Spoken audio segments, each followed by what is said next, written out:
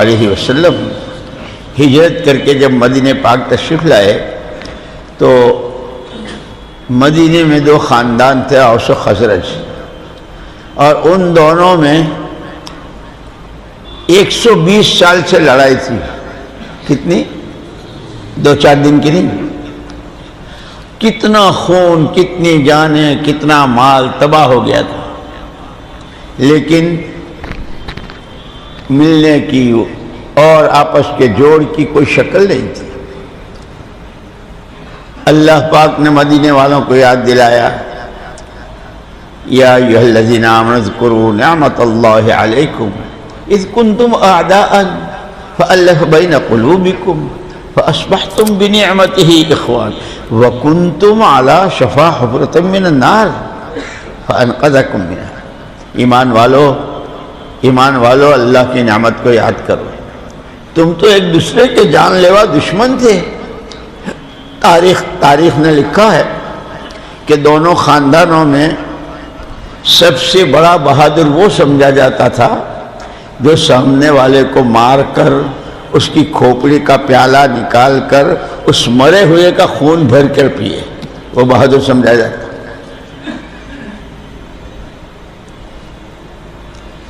اللہ نے تو نعمت یاد دلائی کہ تم تو بالکل ایسے تھے جہنم کے کنارے کھڑے تھے، اور حضور پاک صلی اللہ علیہ وسلم نے فرمایا مالی اراکم وانتم تتقحمون فی النار وانی آخذ بحجزکم۔ مجھے کیا ہو گیا ہے، میں دیکھ رہا ہوں تمہارا وقت، تمہارا پیسہ، تمہاری صلاحیتیں، تمہارے تعلقات، تمہاری مختلف نسبتیں 24 گھنٹے اس طرح استعمال ہو رہی ہے کہ تم جہنم کی طرف جا رہے ہو اور اوندھے منہ جہنم میں گر رہے ہو۔ میں اللہ کا نبی تمہیں کوکھیں پکڑ پکڑ کے بچا رہا ہوں کہ یہ تمہاری جان لگا رہے، تمہارے وقت لگانے کی یہ چیزیں نہیں ہیں۔ وہی شراب اور بدکاریاں، ظلم و ستم، خون بہانا، ہر غلط میں جانیں کھپتی تھی۔ یہ تمہارا وقت تو بہت قیمتی ہے، تم تو بیٹھے بیٹھے چپ پہ بیٹھے ہو، بالکل ہونٹ بھی نہیں ہلے، ہاتھ بھی نہیں اٹھائے، اندر ہی اندر سے بڑی بڑی جنتوں کے سودے کر سکتے ہو۔ انسانوں کی ہدایت کے لیے مکھی کے سر کا برابر اگر آنسو ٹپک گیا تو جہنم میں ٹھنڈی ہو جائے۔ تمہیں تو اللہ، لیکن جہاں تمہاری صلاحیتیں استعمال ہو رہی ہے، جہاں تمہارا مال خرچ ہو رہا ہے، لو میں تمہیں نمونہ دیتا ہوں، خیر امتی قرنی ثم الذین یلونہم ثم الذین یلونہم۔ میرے زمانے کی امت بہت اچھی، جیسے یہ سارے طبقات ہیں نا، کھیتی والے بھی ہیں، دکاندار بھی ہیں، اور نوکری والے بھی ہیں، فیکٹریوں کارخانوں والے بھی ہیں، غریب بھی ہیں، ہمیں جیسے یہ سارے طبقات اس زمانے میں بھی تھے،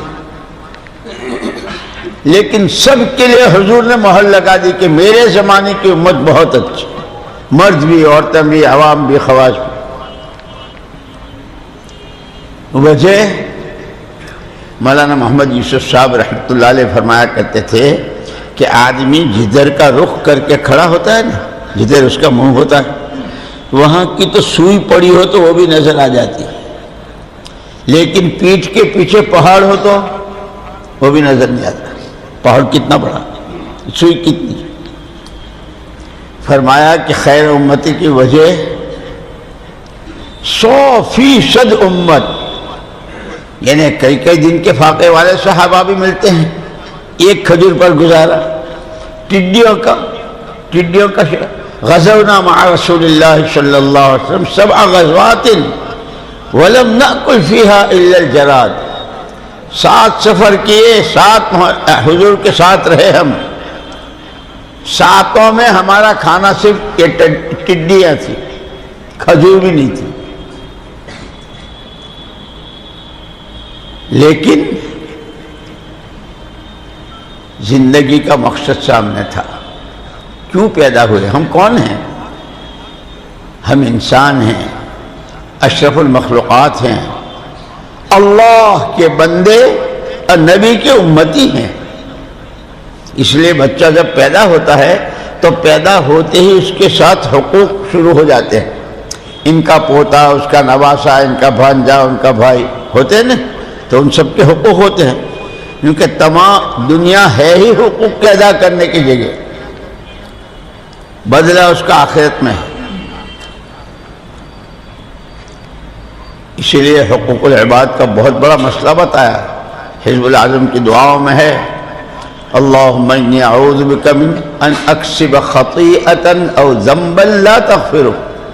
اے اللہ تیری پناہ ایسی غلطی سے، ایسے گناہ سے کہ جس کو تو بھی معاف نہ کرے. اللہ معاف نہ کرے؟